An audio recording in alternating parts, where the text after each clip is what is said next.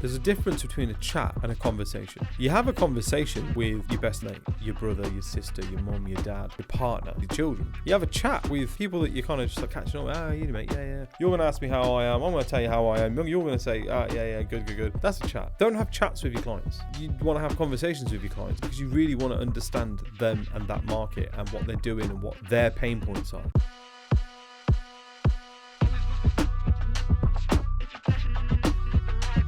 Welcome to the first of 3-part series of solo episodes for the first time on Rec Talk featuring me, Nitin Sharma.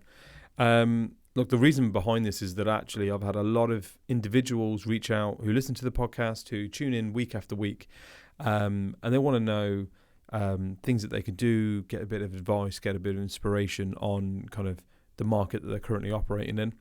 And it's great that I get to sort of sit here and platform amazing guests, right? And listen to their take on the market and their take on sort of what they're doing. But listen, it's only been a year and a half since I have had my own recruitment business. Yes, that's a year and a half off the tools, but actually it's given me a lot of time and ability to step back and have a look at some of the things that we were doing incredibly well and the things that I would do differently if I was now in the situation that you guys are in right now in these sort of tough market. So I've decided to put together this 3-part series, which is a combination of things that I've learned along the way, information that I've gathered from the people that I've spent time with, and actually talks that I've delivered throughout the country, as part of things like the Team Network, TRN, Recruitment Agency Expo, RecFest, IHR, and all the cool, great things that I get invited to. And it is a who's who of kind of things that are going on right now that I get to have the privilege of being involved in. So this is kind of a very short but to the point episode. And it's effectively around the idea of the psychology of sales, because I think whilst, look, I'm the biggest advocate for the fact that recruitment is not a sales job. It hasn't never been a sales job in my mind. But certainly in today's market, it is not a sales job anymore. It's a professional service, and we need to treat it in that manner. However, as with any professional services, sales is an important part of that. And I don't think that, unfortunately, enough people really understand the psychology behind sort of the sales process. And I think that's partly why they're struggling, because a lot of what I've seen recently is that we're very, very used to just dealing in a transactional world. Send a CV out, pick up a bit of interest, transact on that, send the fee, move on to the next one, and just keep running that cycle again and again. Register a good candidate, market them out, run that again, make a few phone calls, make a few cold calls. Oh, I see you're hiring, Mr. Client, Mrs. Client. Can we do some work with you? This is who we are and this is why we do what we do. And I just think that model is very quickly dying off. Sadly, I've seen a lot of businesses move to the automation model. So, automating their LinkedIn outreach, sitting there telling, using things like Dripify, BotDog, and there's loads of others that are available, but those two come to mind because actually I know the CEO as well, and using that as a method of filling the top of the funnel to sort of get more leads and get more of their sort of outreach out there and start that process, making the lead generation easier. But again, that's not really working in recruitment either. It works in lots of different markets. I know there is a place for it. I won't ever deny that. But you got to think, look, even an accountancy practice and a law firm will have ways that they do business development and sales. And I use those two terms separately for a reason. Because I don't believe, and in my experience I've seen, that business development in recruitment is not sales. Business development is, a combination of your different activities that you do. Business development is, candidate research. Business development is market research on salaries, on information that's going on out there, legislation changes. Business development is taking information that your prospects need, and those prospects could be both clients and candidates.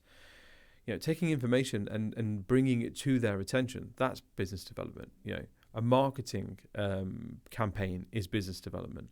A TikTok account is business development, believe it or not. Posting on LinkedIn is business development. But the sales element of things, I think there's just not enough understanding around Why do people do what they do?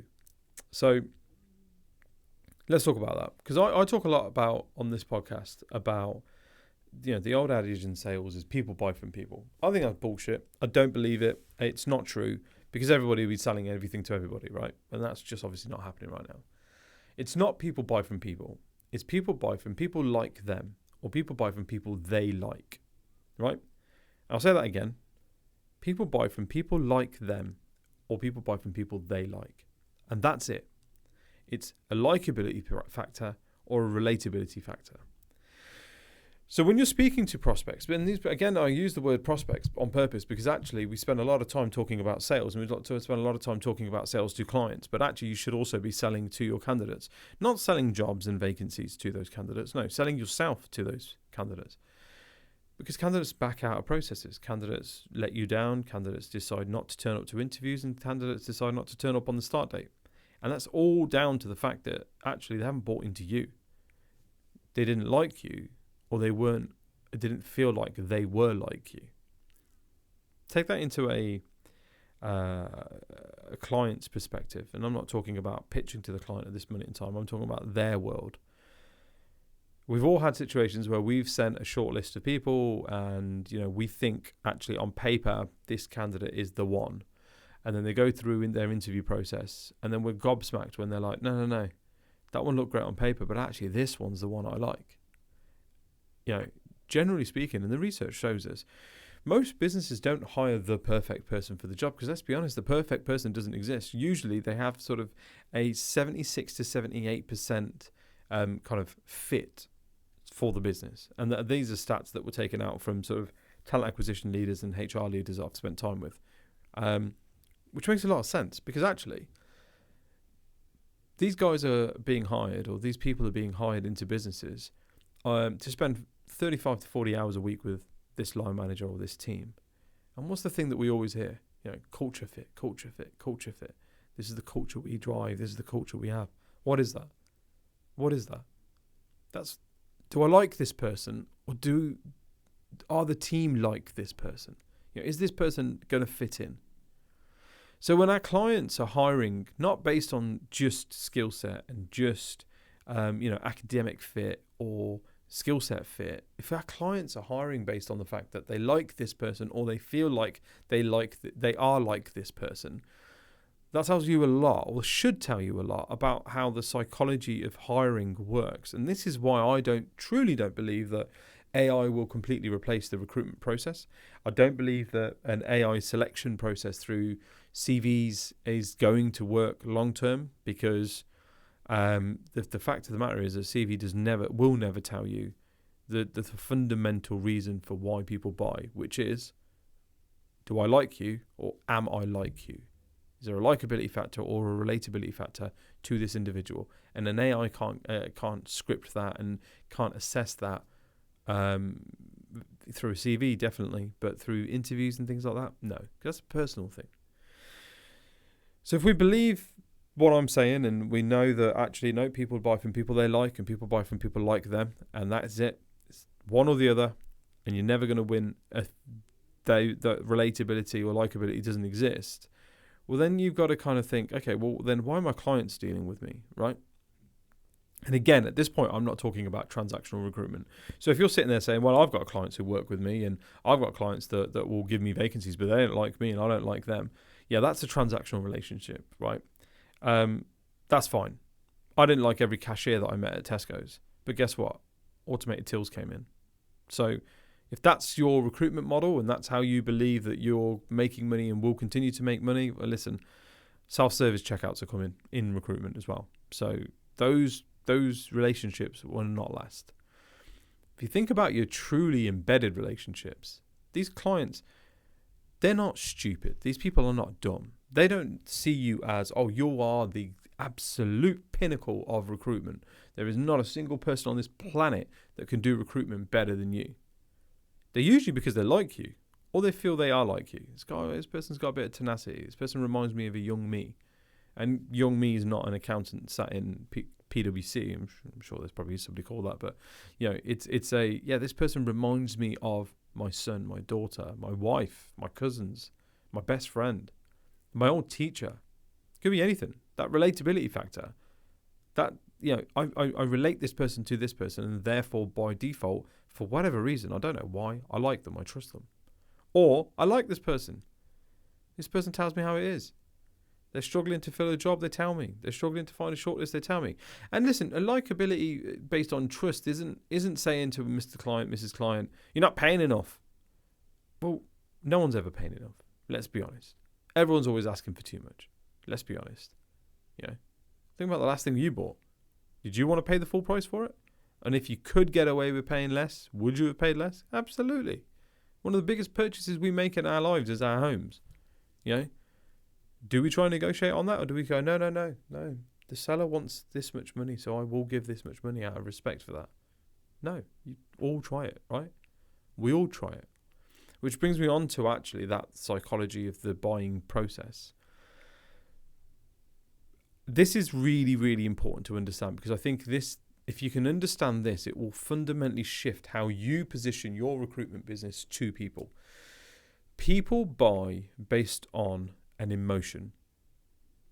Whatever that emotion might be, that's what they buy based on. They then justify that decision to buy, which was triggered by the emotion, with facts and figures, not the other way around. So all these years of sales training that we've had around features, advantages, benefits, and all these times that your directors have taught you to sit there with your little presentation folder and say, we are embedded in this recruitment industry and we are specialists in what we do. They don't give a fuck about that. They never have, they never will. They're not sitting there being wowed by you because you brought some fancy little folder into your office with a sexy little presentation. They're not. They buy based on an emotion, then they use the facts and the figures and the stats to justify that emotion to themselves. You know what? We've had a really good meeting. I like this person. Their rates are a little bit higher, but they are specialists in their field. And they have been working in our local market for ages. And they do work with our competitors. There's the facts and stats that we're taught and trained to throw right at the start. We work with your competitors. We are the best. We do this, we do that. All right, yeah, brilliant. I don't know whether I like you yet. You haven't emotionally charged me yet. And people buy on storytelling and storytelling emotions. It's not always a case of like you or like me in the emotional decision. That's where the fact find comes in. In financial services, in law, you call it discovery, in accountancy, a good accountancy practice. They spend time getting to know you, and they spend time getting to know what drives you emotionally. Because those emotional trigger points are what's going to drive the buying decision, not the other way around. So I used to tell my guys, and I still do I don't consider them sales meetings anymore because I'm in a very fortunate position that actually I get to spend a lot of time with people who want to do business with me that I consider friends. But I have always spent 90% of my sales meeting or business meeting shit chat. I don't care about their budget and their hiring plan. All of that conversation is going to come, right? That's all going to come. I want to know about the person sat in front of me. Kids, interests, commonalities. And it comes natural to some people and it's very unnatural to other people. But it's very easy to start talking to people about them and finding out about them when you ask questions about them and not sit there and think, okay, well, I need to find out how many heads they've got in this business. I need to find out what their budget is, how much they spent with agencies last year, how much they've spent so far this year. And basically, I need to know, have I got room to, is this going to be one of my key accounts? Am I going to red, amber, green these accounts? Or am I gold, silver, bronzing these accounts? Because that's what we do. We turn up to these meetings with our agenda in our mind. I want to talk about I need to know and I'm going to get the fuck out of here if I'm not going to get any business out of you. That's what we do. That's how we work, right? But that's how we shouldn't be working. Because this mentality of fee chasing, this mentality of give it me today, I want it today, I want it now, doesn't lean into how psychology of sales and how human behavior operates. The person sat in front of you might say, listen, we haven't spent a single penny on recruitment this year, and last year we didn't spend much at all. But you don't know whether they're going through a funding round. You don't know whether they've got expansion plans. You don't know whether they're looking at an acquisition. And there might be a ton of vacancies coming. you got to listen. And the only way to listen is to ask questions and then shut the fuck up. As crass as that sounds, just shut the fuck up and listen. Let them talk. Let them talk. And there's a difference between listening and waiting to talk. Because there's a lot of people out there, and we know these people, and they're probably sat amongst you, or you'll think immediately of somebody that you used to work with that was like this, where they'll ask a question and they're not listening to the answer, because in their head they're formulating what's the next thing I'm going to ask, what's the follow-up I'm going to ask. And it's not their fault. This was drilled into them. You know, on exploration calls, on fact finds with clients on the phone, you know, I want you to find out this. So the client's sitting there opening up to you, but actually you're not really taking it in. And you're not really taking it in because, to be honest with you, you're like, well, yeah, that's fine, that's cute, but that didn't really answer the question that I wanted. And the answer that I wanted was that you hired 50 times this year and you're going to hire another 50 times this year, next year. That was the answer I was looking for. Because you didn't give me that, I stopped listening and started thinking about what my follow-up question is going to be. It's not a conversation. And conversation's a really key one as well, actually. And I do this. I'm so sorry that I go off on little tangents, but there's a difference between having a chat and having a conversation. Let that settle in a minute. There's a difference between a chat and a conversation. You have a conversation with your best mate. You have a conversation with your brother, your sister, your mum, your dad, your closest pals, your confidant, your partner, your wife. You have a conversation with your children. You have a chat with people that you kind of just like catching up. You mate, yeah. How many times have we done this?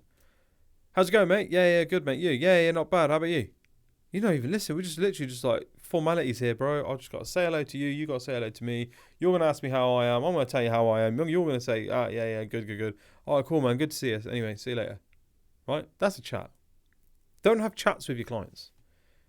And the reason you want to have conversations with your clients is because you really want to understand them and that market and what they're doing and what their pain points are. Because you can't solve a pain point. You can't get to the emotional piece. You can't get to, do I like you or am I like you, without actually going into a conversation with somebody, right?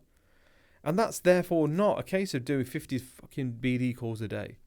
Like, there's so much bad advice out there at the minute, right? Going back to basics is not the answer. That is not the answer. We're in a different world, right? I think what we need to understand is, like, time of filming right now is July 2025. This will probably go out in August 2025.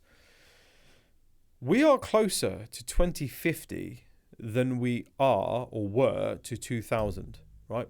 Yet the majority of recruitment processes, the majority of the sales talk, the majority of the training that's being circulated at the moment is 2000s. The KPI of 50 dials, candidate meetings, client meetings, mail shots, e-shots. These are all 2000s KPIs. What do you think the recruitment industry is going to look like in 2050? And start emulating that and start running your business under those KPIs. Do you KPI yourself on how much you post on LinkedIn? Do you KPI yourself on the number of new connections that you make within your network? Do you KPI yourself on the number of personalized messages that you have sent, not Dripify or BotDog or any other automation platform, that you have sent to your prospects? Do you KPI the number of voice notes that you've left and the number of video messages that you've left? Do you A/B test to see what works best in your market? Listen, some of us have got a face for radio, right? You don't want to be on camera unless you absolutely have to be. It's taken me, 3 years of doing this before I released the first solo episode because I didn't like the sound of my own voice. Right? A/B test it. See what works in your market. Have you done that? And then are you KPIing that? Or are you still KPIing yourself on, I've been working hard today, man. I've just been doing dial outs all day long. I've just been ringing out. No one's answering anymore. Yeah, because no one answers the phone. No one answers the phone. I don't answer the phone. I had 6 missed calls yesterday for numbers I didn't recognise. Guess what I did? Not answer them. I ain't got time. The reality is that the majority of those were probably either EE trying to sell me a new phone, Sky trying to get me to upgrade my broadband, or somebody trying to scam me, sending me from the VAT man, and I've got some problem there, and I need to press 1 to talk to them. We all have these calls, right? I have them. You have them. Guess who else has them? Your clients. Guess who else has them? Your candidates. They all have them too. So then you're sitting there scratching your head going, why is no one answering the phones anymore? They're lazy. People are lazy. They don't answer the phone anymore. And as recruitment leaders listen to this, you sit there, would you allow your team to receive personal phone calls on the sales floor or the bullpen or whatever the fuck you lot call it in your business? No, you wouldn't. But for some reason, we want our clients to receive phone calls and happily take them, and we want our candidates to do the same. Make that make sense. Immediately, what you're showing somebody is that you are not like them and you are not likable. Immediately. But by shooting a message that's a personalized message, by sending a voice note saying, hey, listen, I'm just about to jump in the car. I found your CV. I'd love to talk to you. Can we arrange a time? I appreciate that you're probably busy between the hours of fucking 9 and 5. But what's the best way for us to have a conversation? Should we speak on a lunch break? Should we try and talk out of hours? What do you need from me? I'd love to talk to you. What's that going to do in terms of an impression? Well, the impression is that they're going to go, oh, I like this person. This guy gets it. This person gets me. They get it. Not, I need to speak to you in the next 20 minutes because I want to send you a CV and you've sent me the wrong thing and I need to get this done. I, me. People don't buy on your needs, they buy on their own. People don't interact on your needs, they buy on their own, they think about their own, they interact on their own. That's the facts of life. That's the psychology of life.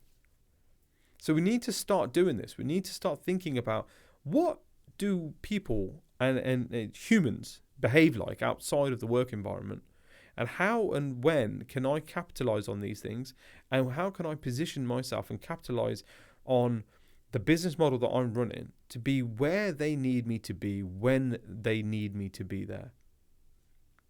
We shit on Facebook or TikTok or Instagram. We see it as a time-wasting thing. But if you're in a market where the majority of your customer base is on those social platforms, so should you be. And that's not, oh, well, I've got a Facebook group. I've put together a Facebook group and the candidates don't come. Well, of course they don't. Because that's your agenda again.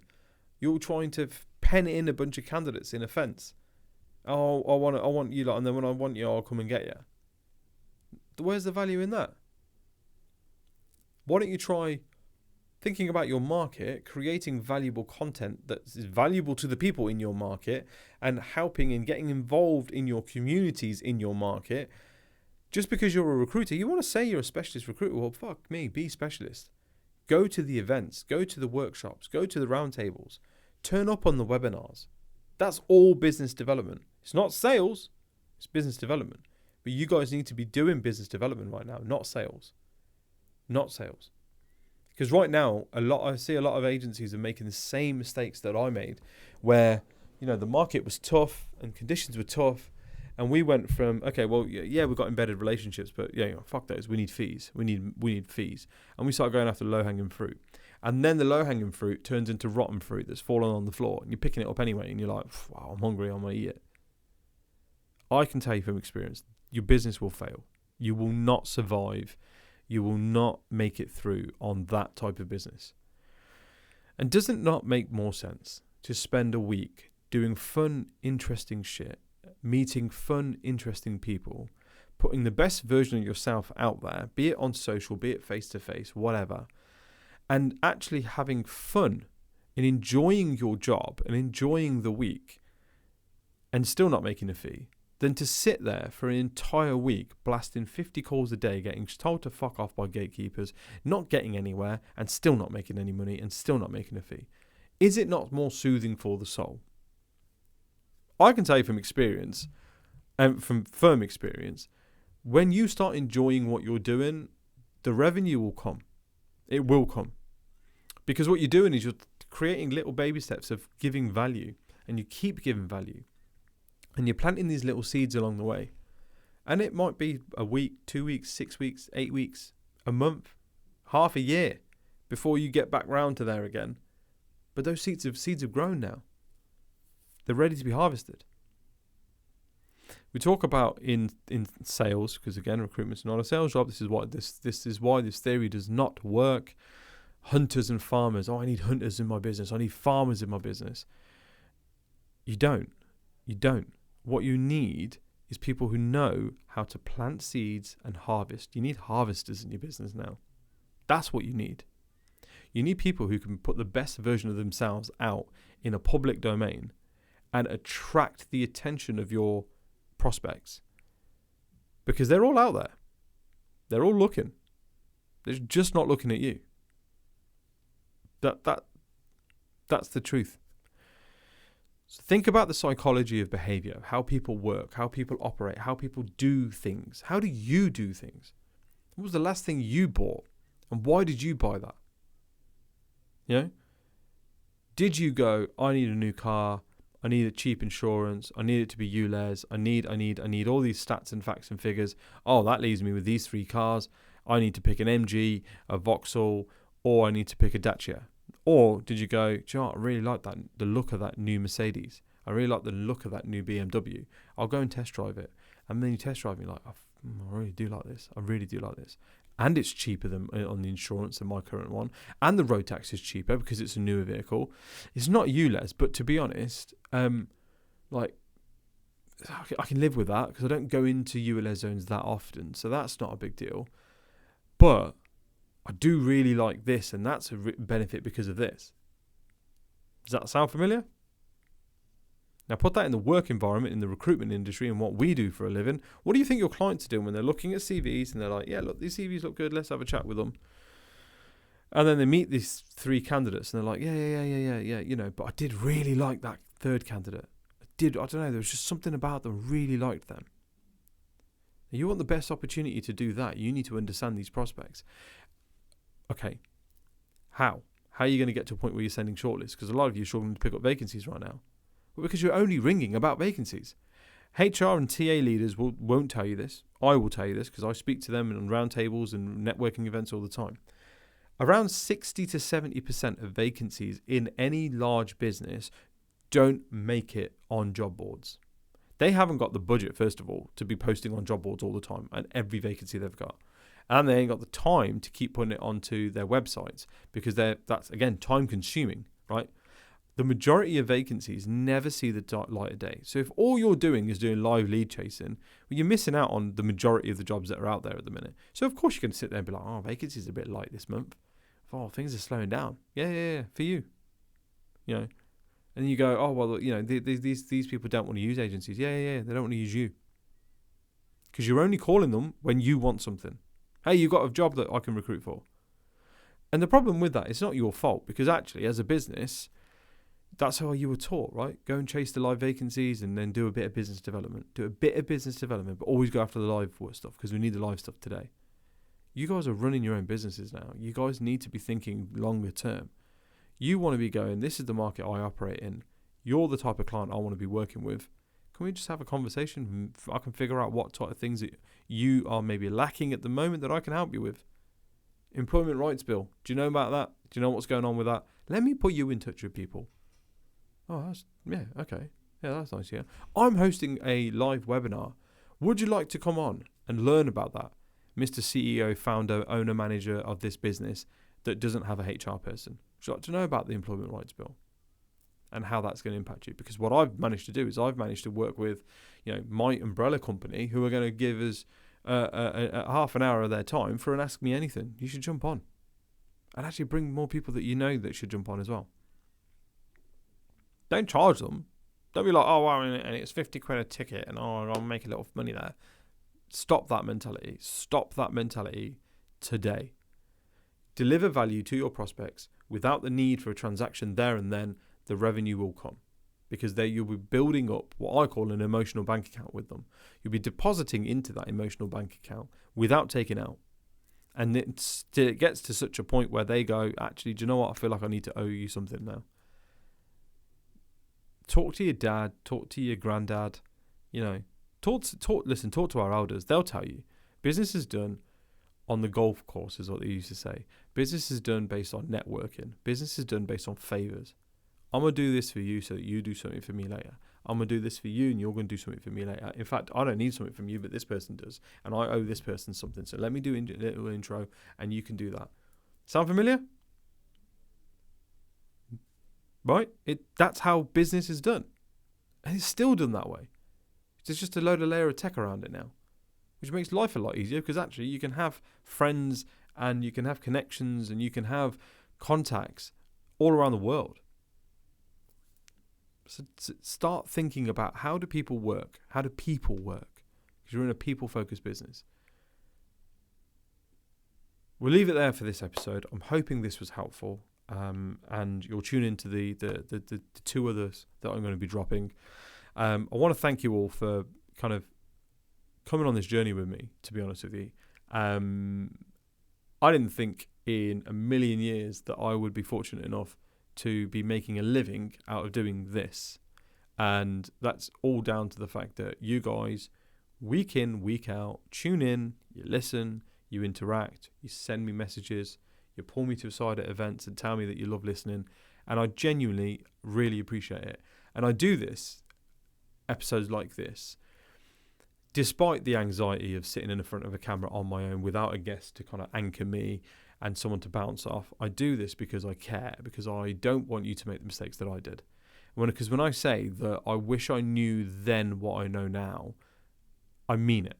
For the reason that I wouldn't have let so many good people down, and I wouldn't have put myself in a situation where I ended up in with the fallout that I've had to deal with these last 18 months. So I'm hoping this episode was useful. There are 2 more coming. I'll give you a little sneak peek. Actually, the next one is around the productization of your recruitment process and how you can start making some money and some revenue by charging for the things that you're already doing for free and have historically done for free for years. This is actually sense checked by hiring managers, TA leaders, HR leaders, and owners of businesses. So this is a model that I know will work. And then we're going to wrap it off with the difference between agency and consultancy and the shift of mindset, because AI is coming and automation is coming, but not just for our industry, for every industry. And there is a very clear opportunity for our industry to leverage that. Thank you for listening. I shall listen to you again. I shall see you again next time. Ta-ra.